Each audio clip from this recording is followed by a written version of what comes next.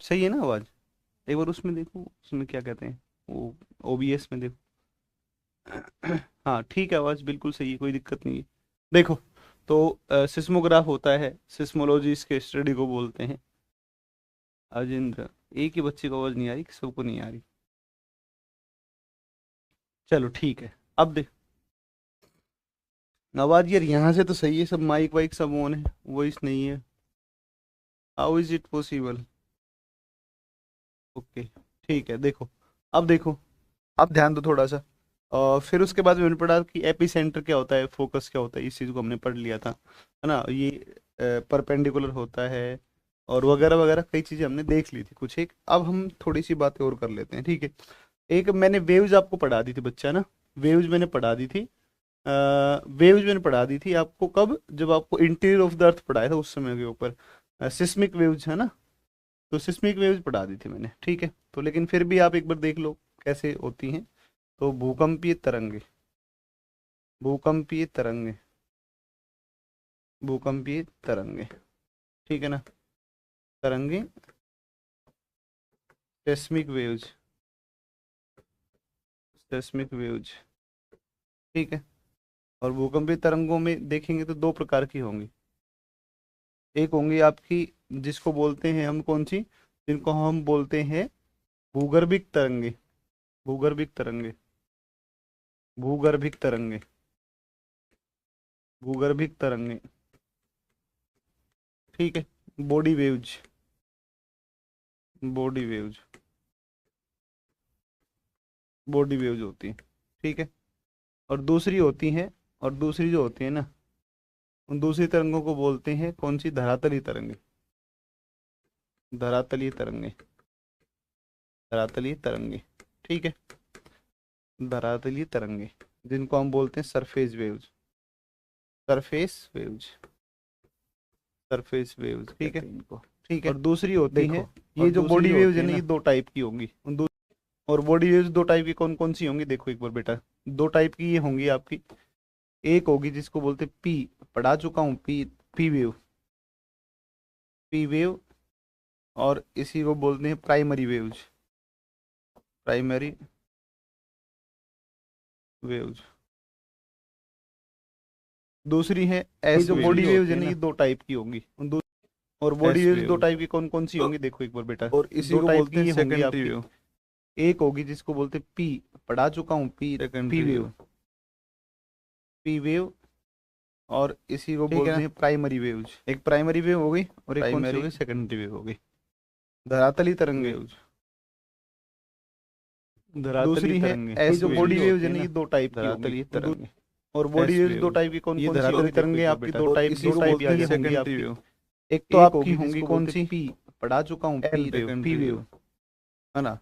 P wave, है ना? एक तो आपकी एल वेव हो जाएंगी, ठीक है? चलो, धरातली तरंगों में मुख्य रूप से एक ही तरंग लिख लो यहाँ पर, दो मत लिखो, छोड़ो, है ना? इसमें एल तरंग जो होती है, या इसी को हम बोलते हैं इसी को लव बोलते वेव, हैं ये होंगी सेकेंडरी आपकी। वेव, एक तो एक आपकी होगी होंगी जिसको कौन बोलते सी, हैं पी, पढ़ा चुका, ठीक है ना, लव वेव बोलते हैं। ये मैं बता चुका हूँ पहले।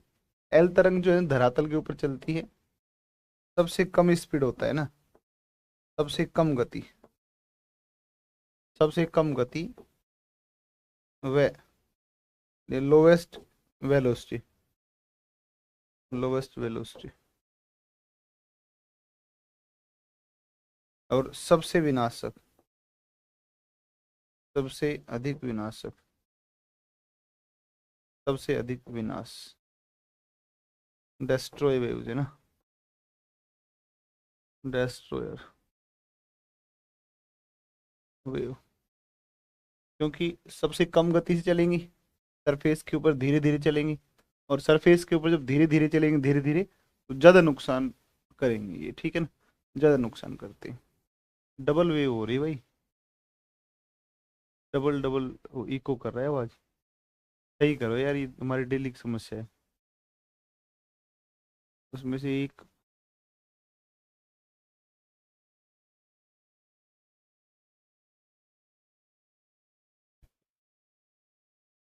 यार ये क्या मतलब हुआ, पहले ही पूरा मूड मत खराब करो सारा, पहली पहली क्लास में ही। सही करो इसको, क्या दिक्कत है? Clear sir? यार ये बच्चे बेवकूफ़ है क्या?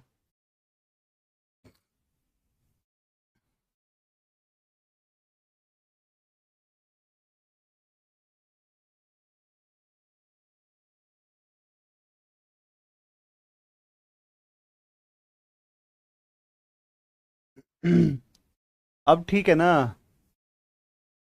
कहाँ साउंड, कहाँ साउंड मिक्स हो रहा है तुम्हारा ऐसा? हमें दिखाओ। बीच में हुआ था क्या ऐसा? चलो आगे देखो। तो ये ना सबसे घातक होती है, स्पीड सबसे कम होती है, 2 से 3 किलोमीटर पर सेकंड, है ना? 2 से 3 किलोमीटर पर, 2 से 3 किलोमीटर पर सेकंड, है ना? इस स्पीड के साथ में ये, इस स्पीड के साथ में ये चलती हैं, ठीक है ना? इस स्पीड के साथ में ये चलती हैं, ठीक है। अब सुनो, आप और कुछ चीज़ें देखो इसमें, आप नोट ये कर सकते हो। वैज्ञानिक बताते हैं कि भूकंप आने से पहले वायुमंडल में किसकी मात्रा बढ़ जाती है? रेडोन की, ठीक है ना? क्योंकि हल्का सा जब भी वाइब्रेशन होगा पृथ्वी के अंदर, तो रेडोन जो है ना, वो भारी गैस होती है। रेडोन संचित होती है किसके अंदर? स्टोर होती है, स्टोर होती है किसके अंदर? अर्थ सरफेस, क्रस्ट के अंदर।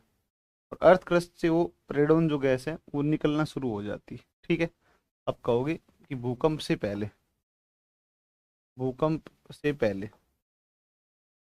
भूकंप से पहले, भूकंप से पूर्व, भूकंप से पूर्व वायुमंडल में, वायुमंडल में रेडोन की मात्रा बढ़ जाती है, रेडोन गैस की मात्रा बढ़ जाती है, रेडोन गैस की मात्रा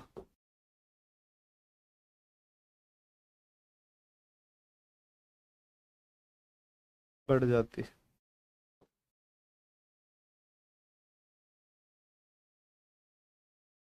बढ़ जाती है, ठीक है ना? तो द अमाउंट ऑफ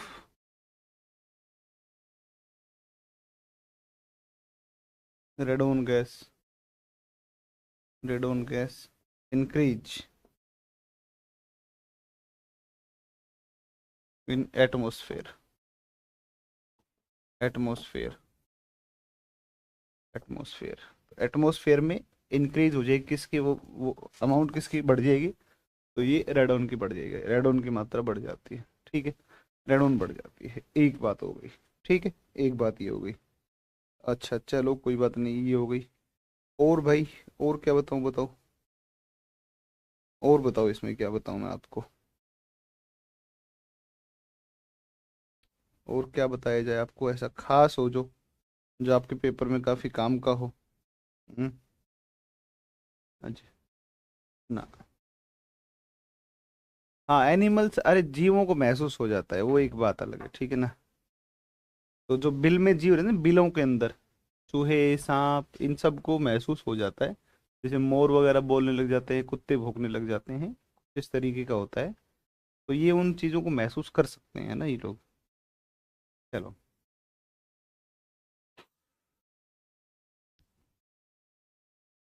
और कोई ऐसी चीज़ जो आपके लिए बहुत इंपॉर्टेंट हो सकती है?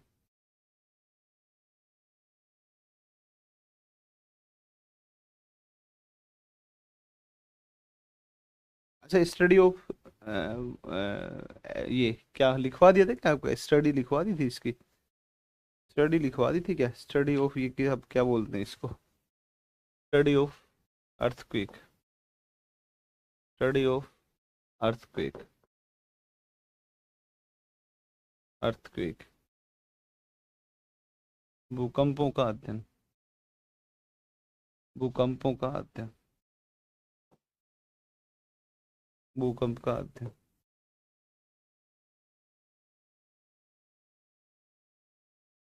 ये सिस्मोलॉजी,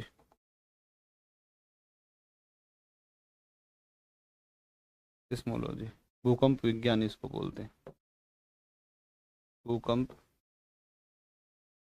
विज्ञान, भूकंप विज्ञान बोलते हैं। अध्ययन का जो यंत्र होगा, वो अध्ययन का जो यंत्र होगा, इक्विपमेंट जो होगा, उस इक्विपमेंट को क्या बोलेंगे? इस इक्विपमेंट को बोलेंगे seismograph. Seismograph,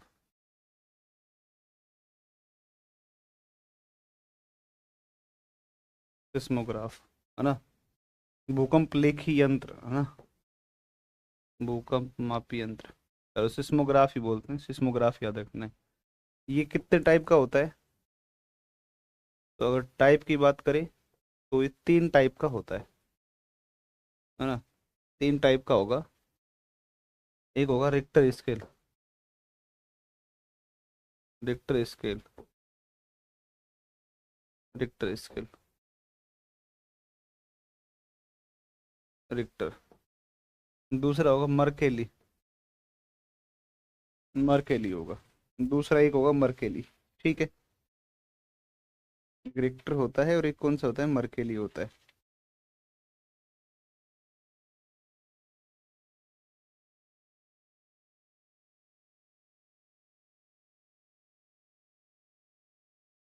Mercalli scale, Mercalli, है ना। और एक रोसीफेरल होता है, मर्केली, एक रोसीफेरल।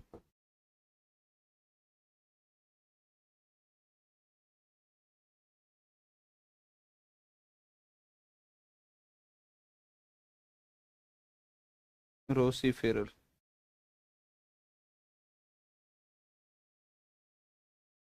एक होता है रोसीफेरल।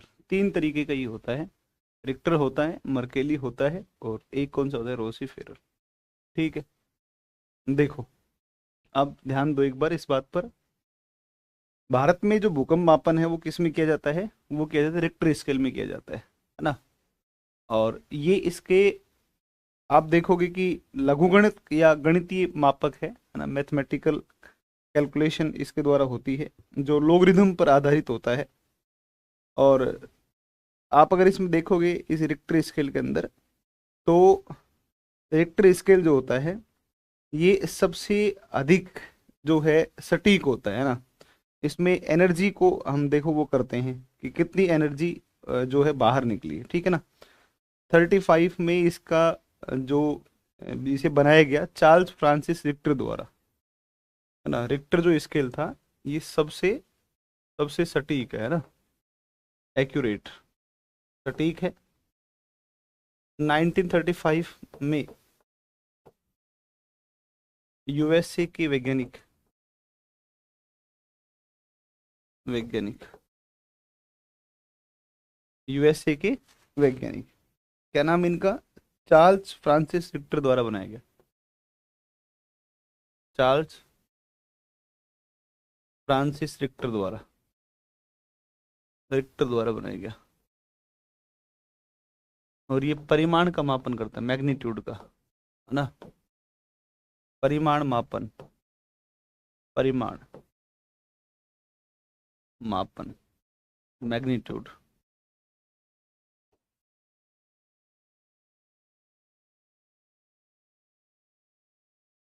मैग्नीट्यूड का मापन करता है, परिमाण का, ठीक है।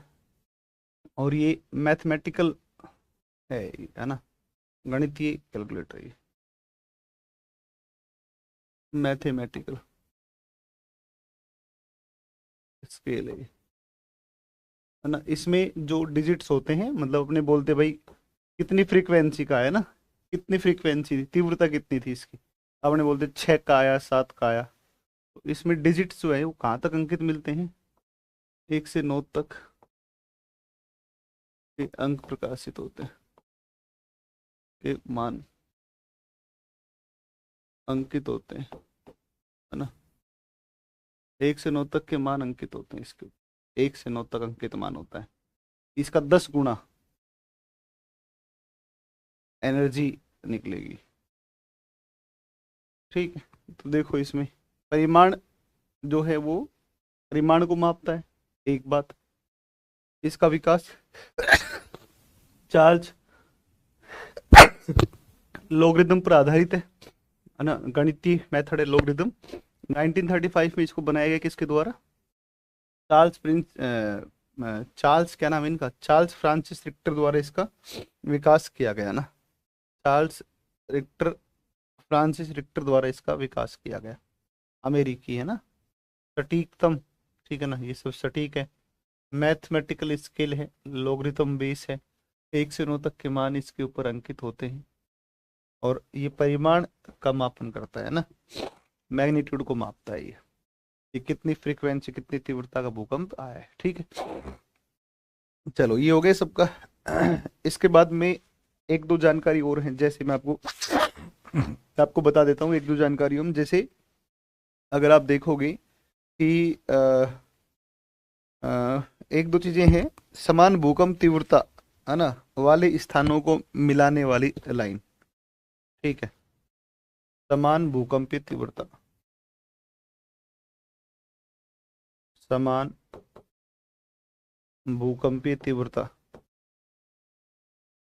भूकंपीय तीव्रता वाले स्थानों को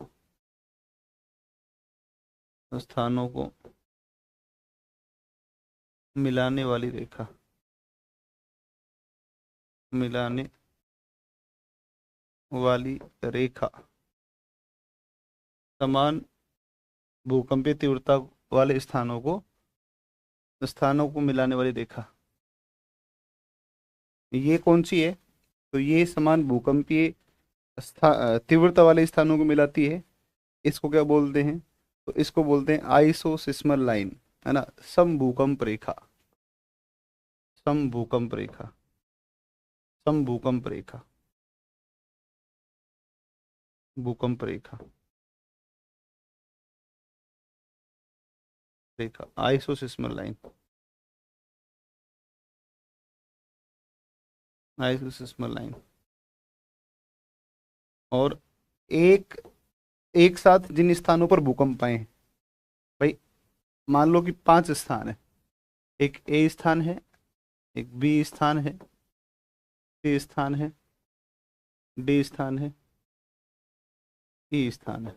तो अब आप देखोगे ना, इस सब की फ्रीक्वेंसी यहाँ पर भी 7 का था, यहाँ भी 7 का, यहाँ भी 7 का, यहाँ भी 7 का, यहाँ भी 7 का, सबकी फ्रीक्वेंसी क्या है? समान है, इक्वल फ्रीक्वेंसी। तो इक्वल फ्रीक्वेंसी वाले स्थान है ना, इक्वल फ्रीक्वेंसी, जहां पर इक्वल फ्रीक्वेंसी है ना, जहां पर इक्वल फ्रीक्वेंसी होगी, इस लाइन को बोलेंगे आइसोसिस्मल line,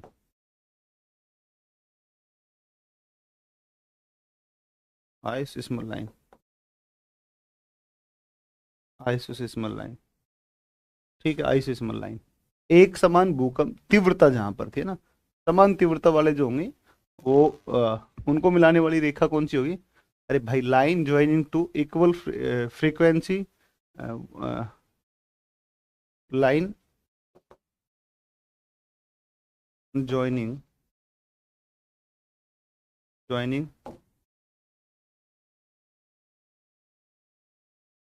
palace palace of equal frequency, equal,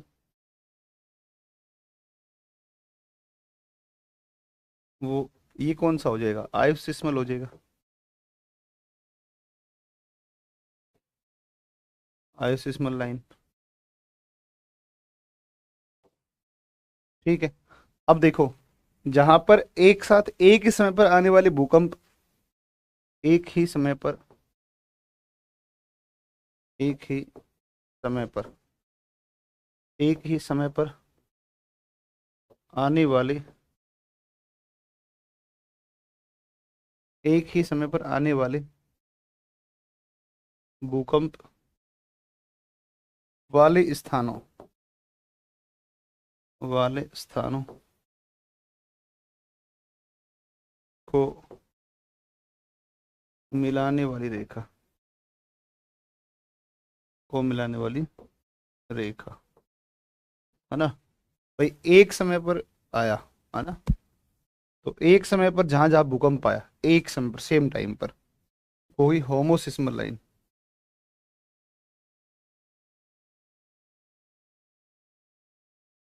होमोसिस्मल line, होमोसिस्मल line होगी, ठीक है ना, होमोसिस्मल लाइन होगी, ठीक है। और इसको हिंदी में क्या बोलते हैं इसको बेटा, इसको हिंदी में होमोसिस्मल को होमोसिस्मल ही बोलते हैं, है ना, होमोसिस्मल ही कर लेना। मान लो 5 स्थान है, मान लो कि जैसे ये 5 नगर नगर है ना, 5 सिटी हैं, जैसे मुंबई है, जैसे पुणे है, जैसे मान लो नागपुर है, जैसे मान लो ये मान लो बालाघाट है, और ये मान लो कि आपका छिंदवाड़ा है, छिंदवाड़ा है। ये 5 स्थान, मुंबई पुणे नागपुर भंडारा और छिंदवाड़ा, तो 5 शहर हैं ये, 5 नगर हैं, 5 नगर, एम, 5 नगर, MPNBC आर सिटीज, है ना, सिटीज, ये सब सिटीज हैं, ये सब सिटी। और एक साथ इन सभी शहरों में क्या आया, भूकंप महसूस किया गया। तो ये जो लाइन होगी ना, इसको कहेंगे होमोसिस्मल लाइन।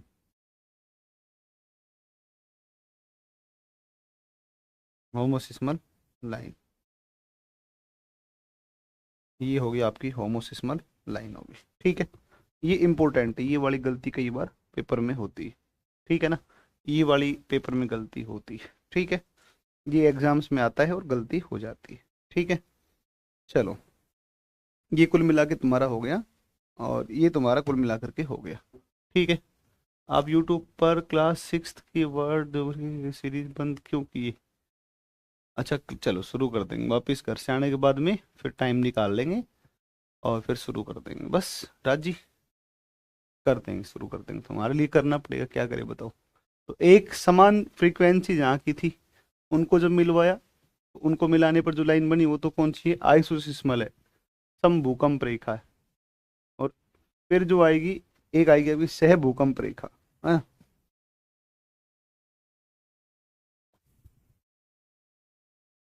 ये सह भूकंप हो जाएगी, सह भूकंप,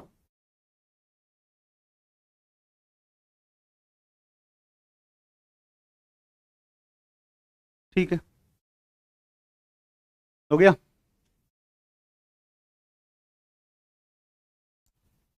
ये है भाई, है ना। अब एक वर्ड है सुनामी। अब मैं टू द एग्जाम के लिए बता रहा हूँ, टू द पॉइंट। हाँ, भूकंप दुनिया में सबसे ज्यादा कहाँ पर आते हैं, तो जो सरकम पैसिफिक जो बेल्ट है, परी प्रशांत मेखला, वहां पर आते हैं। मिड ओशियन कटक है, मिड कॉन्टिनेंटल रीज है, इनमें आते हैं ना। ये कहाँ करवाएंगे, इसको लिखवाएंगे, इसको लिखवाएंगे कहाँ पर, तो इसको लिखवाएंगे जब वोल्केनो पढ़ेंगे तब लिखवाएंगे, ठीक है ना।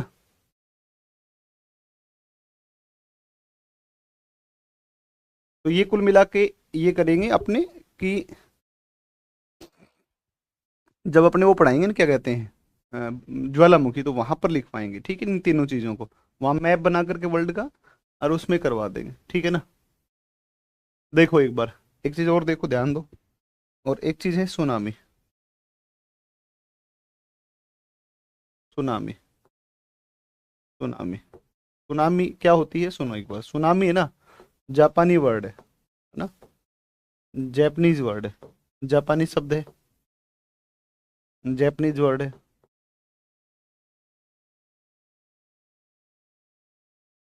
जैपनीज वर्ड है, ठीक है, जापानी वर्ड है सुनामी। इसका मतलब होता है ऊंची सागरीय लहरें। इसका मीनिंग होता है, ये मीनिंग होता है, मीनिंग होता है, अर्थ होता है इसका ऊंची सागरीय लहरें,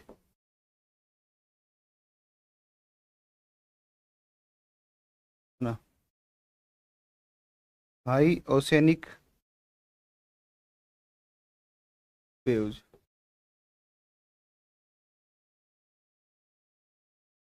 high oceanic waves, high oceanic waves, ठीक है। एक बात, इसका मीनिंग क्या होता है, हाई ओशियनिक वेव्स होता है इसका मीनिंग, ठीक है ना। High oceanic wave, tsunami. Tsunami word जो है ये जापानी शब्द है, और ये जापानी शब्द है, इसका मतलब होता है, इसका मीनिंग होता है ऊंची सागरीय लहरें। देखो, जब इसका रीजन क्या है, रीजन क्या है, रीजन या कारण क्या है, क्यों आती है भाई सुनामी? रीजन या कारण के ऊपर जब हम चलते हैं तो पता चलता है कि जब ओशियंस के अंदर, जब ओशियन सरफेस के ऊपर जब अर्थक्वेक आता है, तो ओशियन सरफेस पर जब अर्थक्वेक आएगा तो वो जो पानी है वो शिफ्ट होगा, भाई वाटर बॉडी है ना, वो वाइब्रेशन होगा। और जब ये वाइब्रेशन होगा इस पानी के अंदर, तो ये वेव जो है ये कहाँ पर आएंगे, कोस्ट की तरफ आएंगे। और जैसे जैसे कोस्ट की तरफ आएंगे वैसे वैसे इनकी हाइट क्या होगी, बढ़ती जाएगी, फ्रीक्वेंसी जो होती है वो इनकी क्या होती है, ज़्यादा होती है। ठीक है, तो आप कहोगे due to the earthquake on earthquake on ocean surface,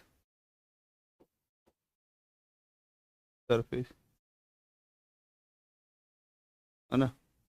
तो आप कह दोगे महासागरीय तली पर, महासागरीय तली पर किससे? तो महासागरीय तली पर भूकंप से, भूकंप के कारण, महासागर तली पर भूकंप के कारण। ठीक है, तो ये सुनामी की उत्पत्ति भूकंप के कारण होती है। कहाँ पर भूकंप होता है? महासागर की तली पर। ठीक है, तो इनकी उत्पत्ति होती है। ये तुम्हारा भूकंप लगभग हो गया है। अब आगे की जो बातें हैं वो आगे की बात करेंगे अपने अगली क्लास में। अगली क्लास होगी आपकी 5 फरवरी को। ठीक है, थैंक यू सो मच। इसके क्वेश्चन